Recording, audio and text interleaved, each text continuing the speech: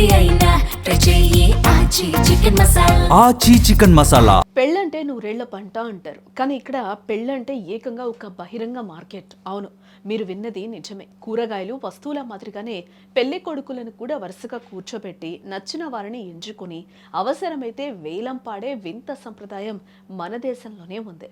బీహార్లోని మధుబని జిల్లాలో 7 శతాబ్దాలుగా సాగుతున్న ఈ సౌరాఠ్ సభ ఇప్పుడు చర్చనీయాంశంగా మారిందని చెప్పుకోవచ్చు.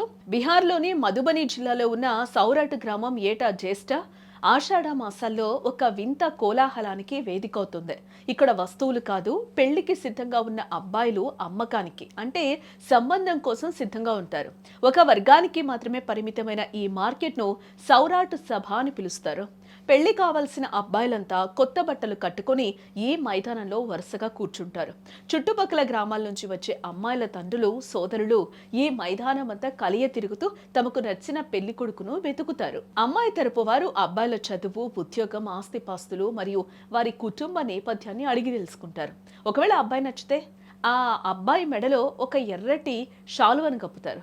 అంటే ఆ అబ్బాయిని తాము ఎంపిక చేసుకున్నట్లు లెక్కన్నమాట. ఇక్కడే అసలు ట్విస్ట్ మొదలవుతుంది. ఒకే అబ్బాయికి ఎక్కువ డిమాండ్ ఉంటే అక్కడ అనధికారికంగా వేలం పాట కూడా జరుగుతుంది. అబ్బాయికి ఉన్న క్రేజ్ను బట్టి ఎవరు ఎక్కువ కట్నం ఇస్తారో వారికే ఆ పెళ్లి కొడుకు సొంతమవుతాడట.